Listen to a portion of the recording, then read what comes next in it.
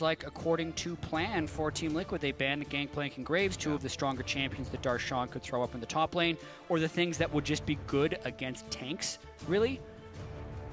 And I wonder if they're going to go with Tristana as that last ban. I don't. Yep, they do. What is up with that? CLG must have had some good Trist and scrims. Well, CLG, even when they had double lift, remember it was always kill turrets with Tristana, sure. walk up, Right. boom, boom, boom, take them. Because they're so good at that rotational game. Imagine how fast these turrets would go down. Oh yeah, for sure. But that would have also been true throughout the entirety of the regular season. True. Tristana has evaporated from competitive play. It may excel something where as he went towards the end of the season, goes back to the Twisted Fate, that pressure of knocking turrets down. They just go global really fast and try to make moves even more. With the Trist down, maybe it shuts it right out of the book. Yep, it does. Who knows? A lot of speculation. But it is the Echo coming in for Darshan. Smithy's going to take at least this game. And the Kindred has already been picked up on the side of TL. Yep, Jungle Pool was a little bit more banned out this game, Nidalee and Gragas, which prompted the first pick. But Team Liquid is making no hesitations with their next two choices. Yeah, it looks like it might be a triple AD composition coming out here for TL. Of course, they have flexed the Corki before, but triple AD carry, you have to think CLG go for Braum for Afromu. And when you see this coming, you really want to pick Braum. We saw it in that series over in Europe, that Braum became a huge priority for Mithy.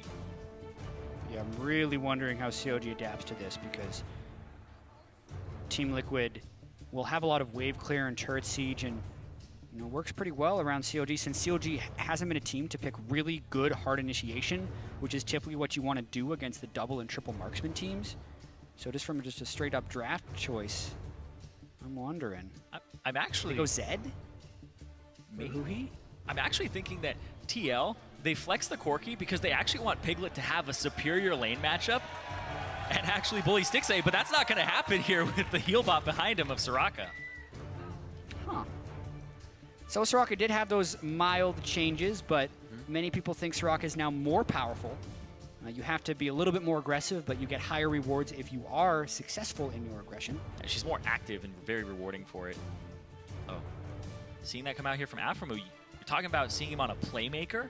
Well, he's going to be able to stop plays, and then if TL goes over aggressive, it becomes a big problem for them. The Bard or the Janna, what's it going to be? Yeah, they can flex the Karma. They can do a lot of different stuff here. That bottom lane could go pretty much anywhere. It's going to be Poppy, right? Yeah. Yeah. Yep.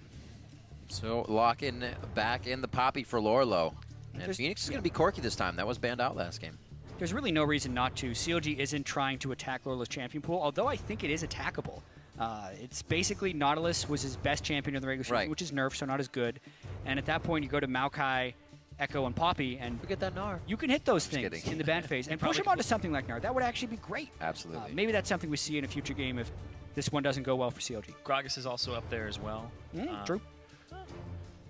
I think it's attackable. You just have to really invest in it. We did see it attack during the regular season, and it ended up putting TL on the back foot, but because of the meta shift and even Echo being added to that pool and all of these top laners like Maokai coming back, he just has so many tanks now that it's actually rather lucky that his champion pool and the way that he plays on TL rotates around that, because just looking at this composition, triple AD carry, peel champions for the top laner and the support.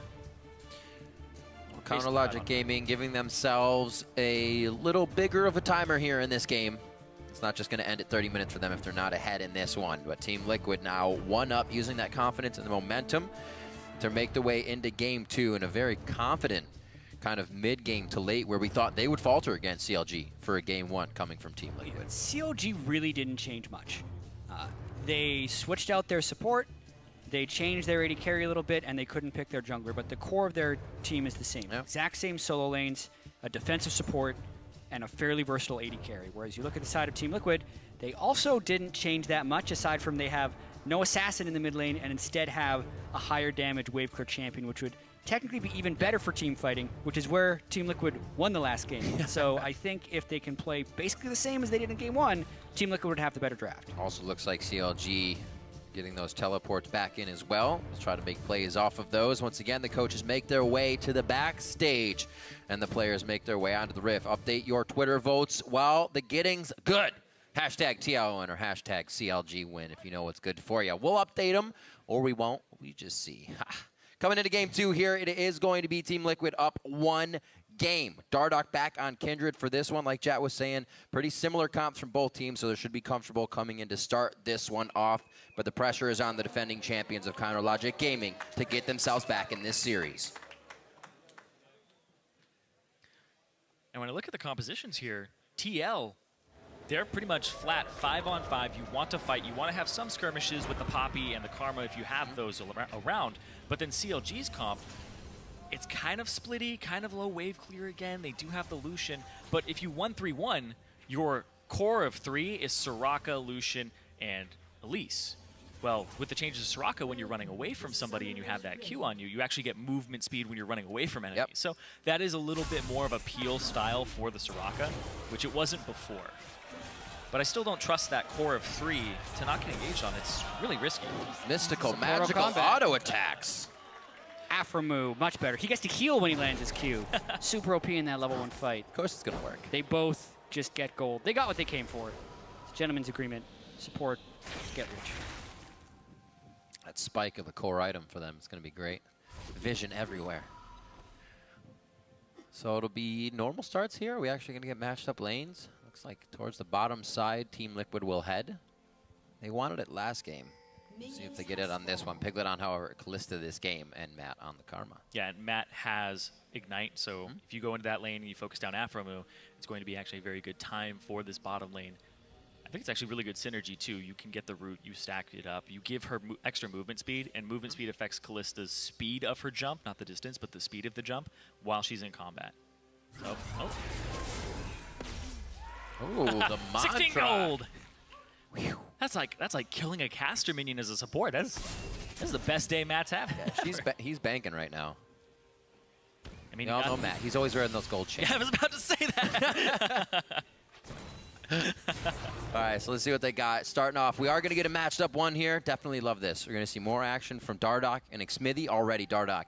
Let's going to see if he can play a little game of cat and mouse here and find the spider. The thing is if he sees this red and he thinks that Xmithy is just not going to do it, or how long is he going to wait here until he starts it? Really early. He starts it. I think he could have waited for Xmithy to walk in, but there's a chance that Xmithy takes so long on the Raptors that he can this oh, steal. Boy. No, it's his. It's going to be a steal. Well, he doesn't have Smite. They both don't have Smite for pretty much the same amount of time. In about a second. You go! Oh, he's going to peel it out. He's going to peel it out. The Smite's up there now. You go. Oh, now he could technically get aggressive, but yeah, he could have very easily got aggressive. He had mid-lane pressure Oh as my well. God! And he's got a Scuttle Crab on that side that's marked. That just tilts you as the enemy. You know you can't, especially, yeah, it's Smithy's path goes down for him to waste time here and get nothing out of it. The 50-50 Scuttle not worth, but for Dardoch, very much so. And it looks like he will have a good early game, which means lane stay safe for now. I'll be there quite soon with quite a bit of damage. And Xmithy just walks the other side, tries to get the answer here. He's going to get this, no problem. Oh, but he's scared. What's Phoenix doing? He thinks he's going to be getting... Well, Phoenix walks He's just being safe. He's just making moves. It's so much harder to counter jungle when your laner is pushed into their turret, whereas Phoenix has the lane pressure right now. He actually abandons the red buff counter jungle. Dardoch? He's got to go back, right? He's got the deep wards. Oh, Dardoch hopped over the top wall. He was not spotted by that ward on the right side. He's going to get a gank on Zion Spartan or Darshan from behind. Yeah, and depending on the communication, there's a lot of superstition going on here. Xmithy's probably been calling out, where's Dardoch? So Darshan wouldn't expect this. Burns flash right away.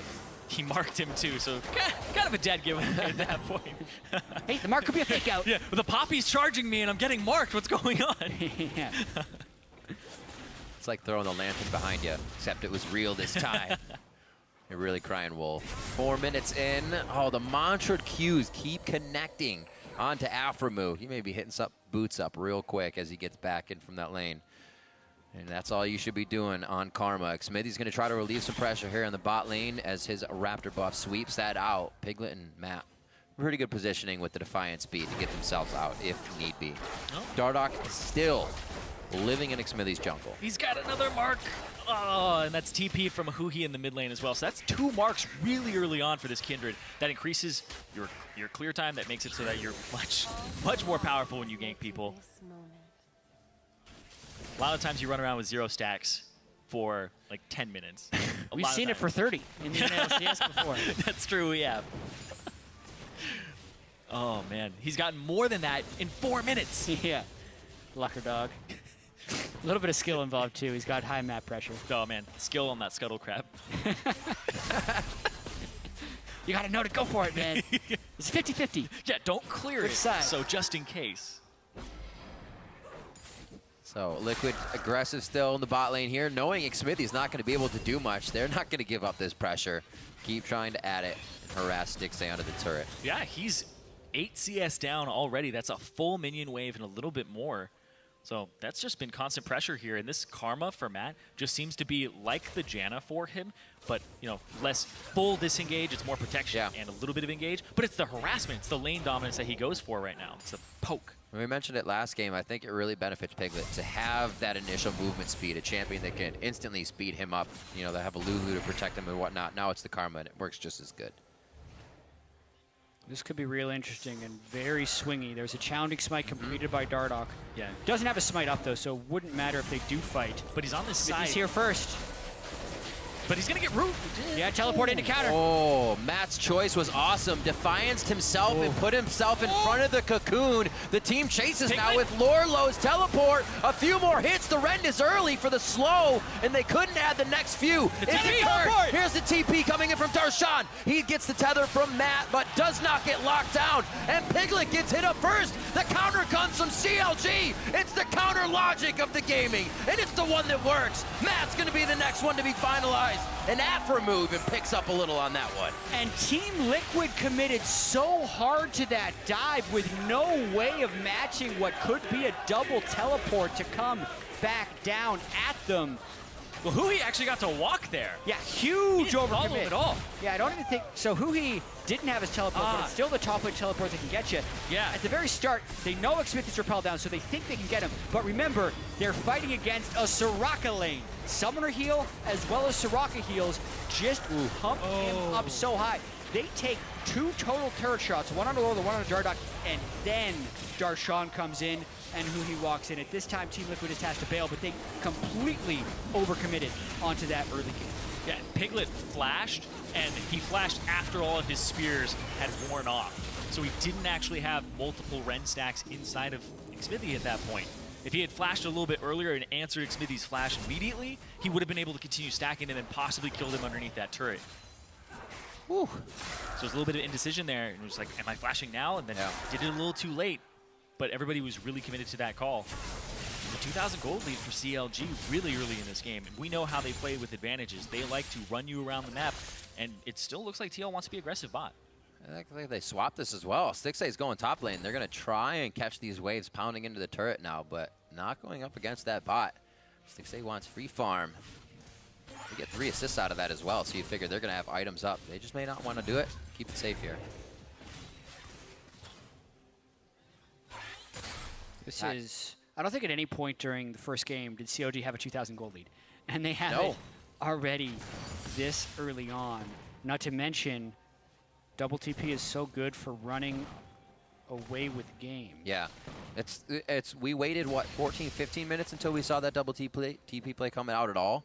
And that one didn't even work in their favor. So here really kind of putting themselves in the driver's seat and giving themselves the gold lead, not waiting for it to come out. Packages are up.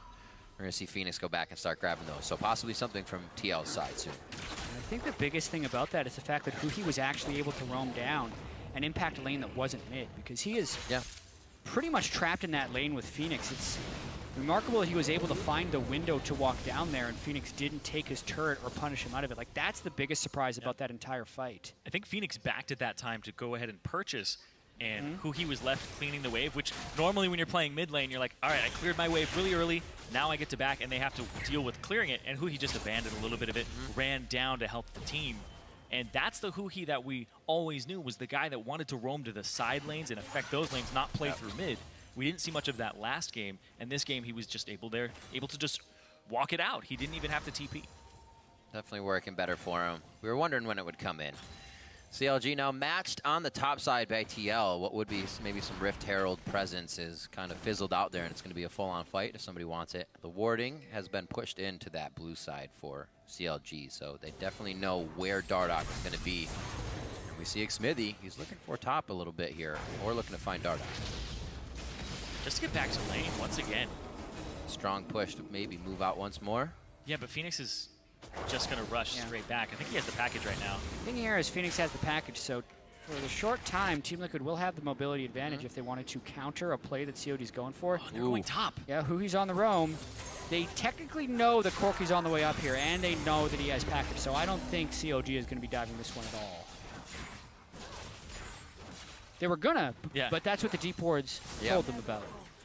They had those set up for quite a while as well.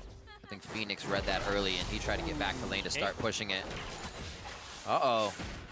Never good to be the caboose. The straggler always takes the most. There's a Soraka, though. Good Cuckoo in there is forced to flash, but Lorlo comes in with the TP, looking to finalize the kill for the team. Is the communication there? The follow-up from the package from downtown. Phoenix from across the screen. He's the one tanking the turret, and Aframu runs for the hills as they take down 2 members of CLG. And Liquid strike back in one fell swoop there. Lorlo TPs, didn't even see that coming from the backside, and then immediately solos out Smithy, and then Afromu on the side has to flash over. I love the ultimate too, because it put it on reflex there. Can Afromu heal this guy faster than we can do that last 100 HP? You're tired of Soraka heals, hit the guy with Poppy ultimate, no one can target him then.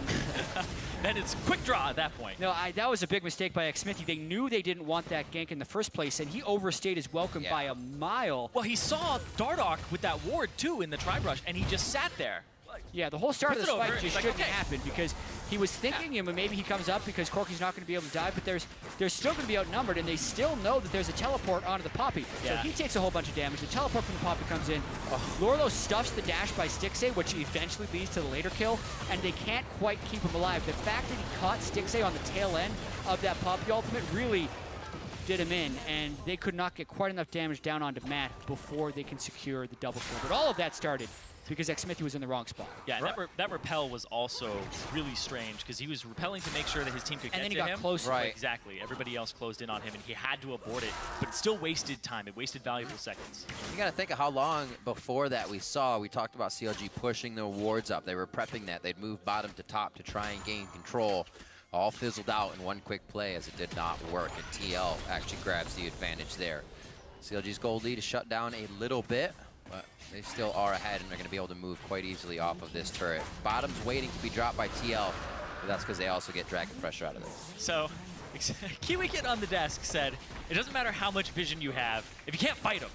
Well, Smithy went straight forward, cooldown boots and Sightstone. Doesn't have any part of his jungle item at all except for the challenging smite. Yeah. And Dardoch already has Devour. He's already working on another attack speed item at this point. So you still can't fight him, but now you also can't see him very well. No, they have the Sightstone this time, so it is still a viable build. I'm typically not a fan of challenging plus Sightstone because it's kind of like you started to commit to the duelist You want some tree, damage, but then you don't. Then you realize you're actually going to lose the duel anyway, so you're trying to just bail yourself out by building a Sightstone. I also think Smithy is the tracker's knife type. That's what COD uses for him. Yeah. But yeah, maybe he just got a little bit too bodied in that first game by the challenging smite and wanted to go at himself, but I actually feel like this is worse. Speaking of bodied. Cash curse, I'm sorry. Sorry, guys. Didn't even get to use respite at that point. Yeah, chain's done. He had help. He had the assistance. I didn't even get to use my eyes. It was so fast. Yeah. Because of the wards. Well, CLG has not stopped putting wards down in this area. Dardoch falls prey to the security system that CLG has installed in their jungle. Well, this mid turret already below half. Down bottom, though, Darshan has had some time with that turret. He's still got the Hex Drinker. Waiting for that to get popped out, but still, CLG is not letting up on the pressure here. This is kind of what Team Liquid did when they started to grab a gold lead. They made sure to strangle it out, and Counter Logic Gaming is staying right up in the face every wave to the turret here until they get something else. And it paid off on this. If you're pushed up all the time, they had encroach in the jungle. A lot of wards to set that one up. And that's the main reason they got the kill. Meanwhile, Dardoch did not have division control of them coming up. I guess the Sightstone did matter for sure. That's the Sightstone kill right there. It is. It doesn't matter. This is what we get. It doesn't matter if he can see you, if he can't fight you, but if everybody can fight you. So CLG now on the objectives. Dragon already taken by Team Liquid, so they were going that route last game. Most likely try and stick on that timer once again. Smithy just trying to solo this, but he's like, hey guys, anybody? It's rare that we have that much silence at the Rift Herald that you actually get to hear the sound effect for hitting the eye. That is a gross sound. Like, I just, yeah, I just do not like it. There you go. All right. There we go. Had to mention it, I'm sorry. Right in my eyes, ah! That's what it would seem like if you get hit in a giant eye. Ooh. Oh, Dardoch looking for the stack. Actually, I was looking at Darshan's build. He went for the Dark Seal plus the Corrupting Potion. So just looking for efficiency there. It makes it incredibly efficient. It almost doubles the gold efficiency of Corrupting Potion. 5 stacks already for Dardoch. He definitely stays focused on it. He finds the windows to get in when the team doesn't need him. The lanes are pushed. They're able to pretty much get a breather here. CLG was just all up in their grill for the last 5 minutes. It seemed to slow down a little bit, though. Yeah, still a very competitive game, and we'll still see both of these teams scaling up. I'm really interested to see the difference of having a Soraka in the team fight phase if we get there. Xmithie's having way more pressure in this game. Yeah. The red buff tag on there that they wanted to try and do. But yeah, that's a really good point. Xmithie is definitely, even with the start, kind of getting routed by Dardoch. Didn't get as much as he needed. Dardoch was in his face. He's doing a lot better. Yeah, I mean, I think his build path is just better this game. Last game, he spent a lot of time going double Thorns. This game, he's just gone for pretty much straight into the Iceborne Gauntlet, which is what he needs if he wants to have an extended duel against the Poppy. And I do feel like the Dark Seal is still a good aggressive item for the Echo, especially if he starts getting a few kills.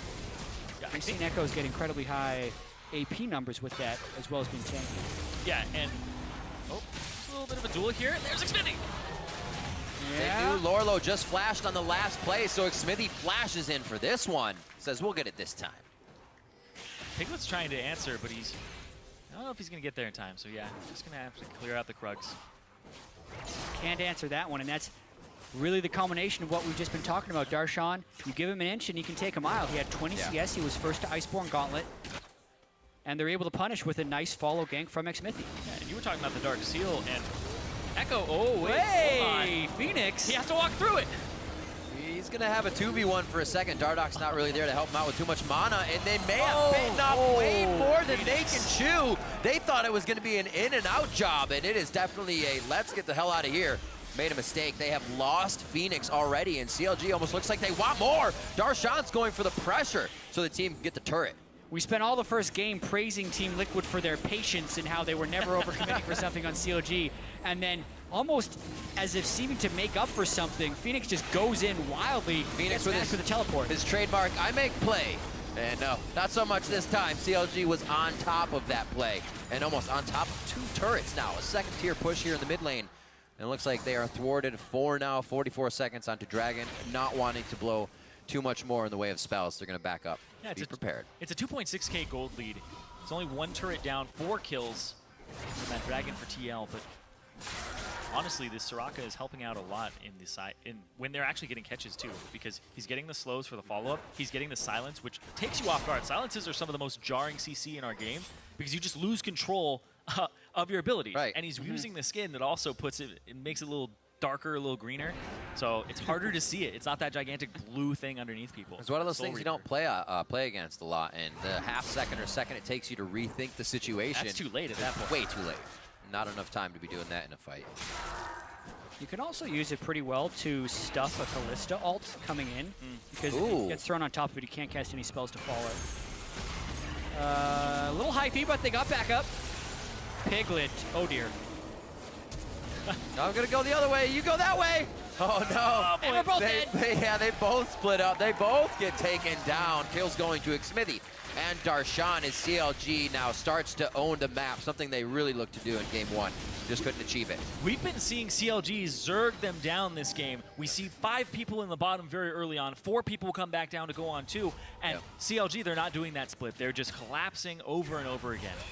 Yeah, a lot of times when teams lose one game in a series, you have to decide whether or not it was because you played poorly or it's because your strategy was wrong. For CLG, I feel like they had faith in their strategy and they're just executing differently this game. The core of the team composition is the same, with Darshan on Echo and Huhi on Rise, but this time, instead of just always swapping back and forth, they're swapping and then doing an and one. They're sending more people down to the swap to punish people as they try and extend for farm, and it's resulting in a very solid game 2 from CLG. And along with this composition we saw last game, everybody getting away, disengaging in fights. They have that Elise Cocoon now. They have a little bit more lockup, and they're able to secure the kills, not watch them walk away with 100 HP.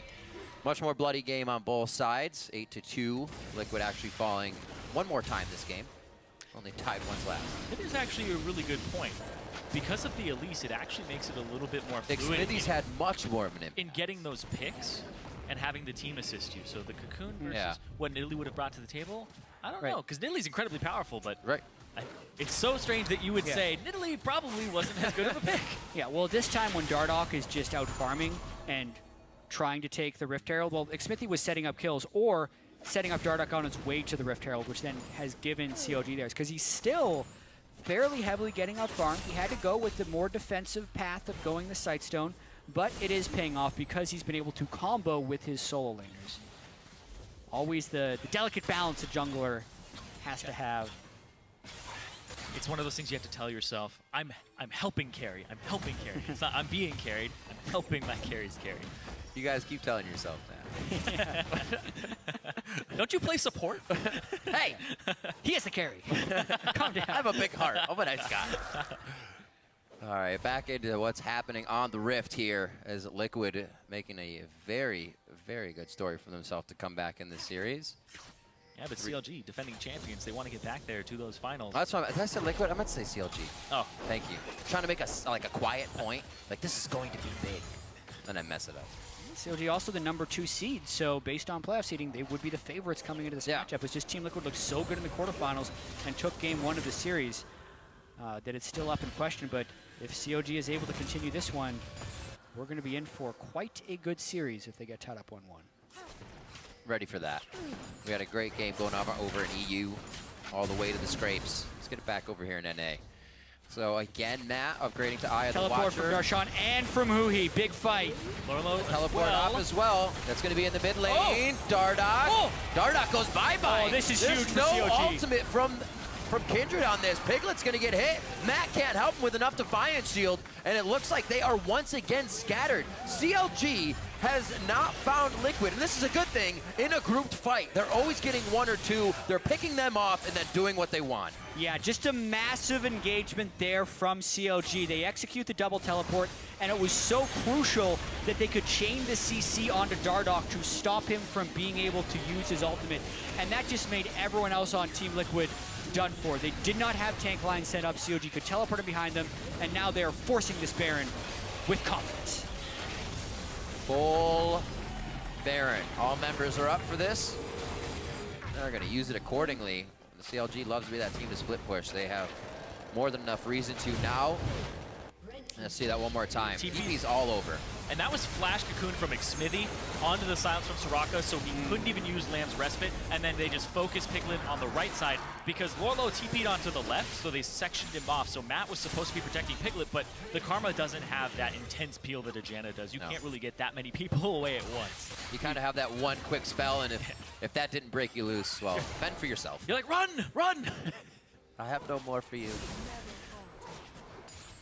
So where do they decide to go from here? Counterlogic Gaming now completely in the driver's seat.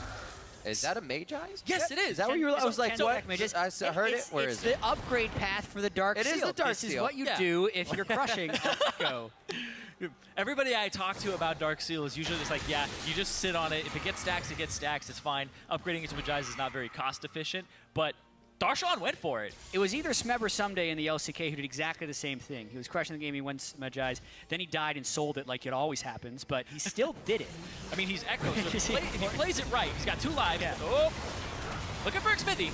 He's got to get over to Matt. There we go. Down. Oh, that package! Phoenix a little too far forward, right in the Lamb's Respite. This is going to be a tough one. Everybody's going to pop as that goes down, and it's going to be Xmithy first. Piglet, no, yes. He gets the mat. That's rather Stixay, and they're going to push this fight out now. Lorlo taking a bit of damage on the outside, flashing forward for the Poppy, and he gets just that popped out of the fight. And now CLG once again standing in front of a turret they can take down, and who he feels he can add even more pressure to this. So Team Liquid's going to be forced to back and possibly even now give up an inhibitor turret with the Baroned up team. CLG going hard. Stixay under the turret goes down, but in a valiant effort, his team looks to clean up this fight, and there's the kill, the phase dive from Darshan as they head back for the inhibitors. 18 stacks, boys. He's going big. That's a huge fight, though, for CLG. Once again, The package was amazing from Phoenix, but CLG just had such a big gold lead, and I actually did not like Dardoch's ultimate in that fight. I felt like it actually kept CLG alive more than it did Team Liquid, and this is almost the inhibitor for CLG on. Oh, Afro! Oh! Oh, that's the shield. Making him clench, goes down, after move falls to the floor, and it is going to be Liquid trying to repair the base now. They're going to have to stop the bleeding. Counter Logic Gaming so strong in these fights. There were a couple moments in that fight where it's that old school, I'm helping, where Dardoch puts down his ultimate, but also Matt gave Xmithie a repel out. Walks to the left, perfect repel space, and oh man, that's the Elise dream right there, where they have to recollapse on you right here. Throws him in, and then he walks to the left instead of up, when you know Phoenix is going to try to get there first, and Xmithie gets saved by, oh man, it gets saved by Dardoch for so long too. And Huhi was able to sit in that ultimate with a lot of safety as well, while just DPSing Team Liquid, who is very healthy. I know that Dardoch has been getting pressured very heavily this game. The burst potential from COD is very high, but they really could have used this ultimate later, and it hurt them in the moment. Yeah, because the last few times he'd been silenced, and he would have wanted to use it or cocoon. Exactly. So he wanted to get it out early because he's been so heavily CC'd. There's a lot of things that stop him from being able to cast it. You don't want to be that guy where you haven't used your Kindred ulti in 3 fights. So. It always seems so dangerous as well when you're the team that's behind. When you throw that down, it always seems like the stronger team has time to kind of sit, think about what they want to do next, right? They're already going to win the fight. They made you pop your ult. They just have a chance to see how they're going to do it, so it makes it that much more dangerous. A lot of the time, when they're up, depending on the opportunity, if a lot of your members are low and they're at about medium HP, popping it is so good because then you get them into your danger zone where you're able to destroy them afterwards. So then it becomes that quick draw thing where can you rend right at the moment? What happens? Who gets what spell out? But that one was just flat out saving Xmithie for a long time, where he probably should have died off of the repel coming down, but Matt gave him a good spot. So where do they go from here? Around the horn it is. It's going to be Darshan to the top. The rest of the teams to the bottom here as they take out the last few outer turrets. Still looking for this inhibitor in the mid lane. And it looks like it's going to be the next thing that they go for. Back here from Suhi. He's got himself a Guardian Angel, kind of sticking with what last game was. And I wanted to look at the ability power. The ability power, because what I was going to say before when he had the Dark Seal and why it's such a good buy for on Darshan. Echo, yeah, on Echo is Echo has actually already been tuned more towards being AP as opposed to tank. It happened when the tank jungle Echo thing was happening and people were buying Cinderhulk on it, so it was tuned towards that. So the AP ratio is actually really high. I think it's like 130% on your shield. So it's supposed to encourage you to go AP so that when you throw out your W, you're tanky even though you're an assassin. But now he's a tanky assassin top laner, and he doesn't even need his W, but it's just the damage that he's able to get from that. It's tuned towards AP ratios, and because he has so many stacks, it's so devastating. It's one of the reasons this hybrid build is so ridiculously effective, is because he is now getting the AP ratio for the shield and his self-heal from his ultimate, and then also getting the double benefit from having the armor and magic resist to make those heals and shields more effective. So it's kind of multiplicative on itself right there. And Darshan is an absolute monster, which is what Azael was saying on the analyst desk he would have to be for them to win this series. And this has been an example of Darshan kind of putting his team a little bit on his back. The split push pressure, the rest of the team hopping on, helping him out. And it is definitely a team effort, but Darshan, the beneficiary, 507, 18 Soul Stealer stacks. Got to make it happen. Everybody else as well, adding in efficient damage and fighting correctly behind them to make everything work together right now. Sitting on a 10,000 gold lead, CLG's biggest so far. There they go. Series, it looks like it could be the ending gold lead. A Fate's Call forced to come out pretty much because Piglet went down so fast. And now they're going to be on to the rest of the team and turrets. It's just which one they decide first. Taking a bit of damage. Locket goes out so they can mitigate it, and now they're going to be in. Whoa. A good hit coming out of Lorlo could really defy this take of the base. Darshan's very low. Huki will fall on the backside to Dardoch in the end of this one. And it's going to be the Guardian Angel that comes up, which gives the rest of CLG some time to move forward and start to get that damage down. The inhibitors are now something they can grab. Oh, wait! Soraka! Where's the focus? Is it even There it is. The kill coming in. What a mess inside the base. CLG figures we actually need to just get the objectives here. Oh it is my about God. 40 seconds on the clocks for the death timers. So they do have a bit of R&R to deal with, but Matt's not going to let them wait too long. Apologies, tilted by the Soraka. Just expected the heals to come in early. It was actually a summoner heal that kept him alive, but what a chaos. What a chaotic team fight. Very much chaos. Go for it, Cyrene. Much chaos. Such fight. Yeah, I was actually very surprised that Xmithy was the one that Lorlo started to dive at the start. He just tries to barrel through the fight and go straight after him. It's a little strange. And then Phoenix gets saved again. Good ultimate from Lorlo. That's the type of fight that they need. Yeah. And Aphromoo dies there. Good ultimate from Lorlo, good ultimate from Dardoch. And I think CLG was willing to get a super aggressive because they knew they killed Piglet at the very beginning of the fight. But there's still technically 2 marksmen on Team Liquid, which makes it fairly dangerous to go in. And Stixxay absolutely takes too much damage from the turret there before getting stunned in.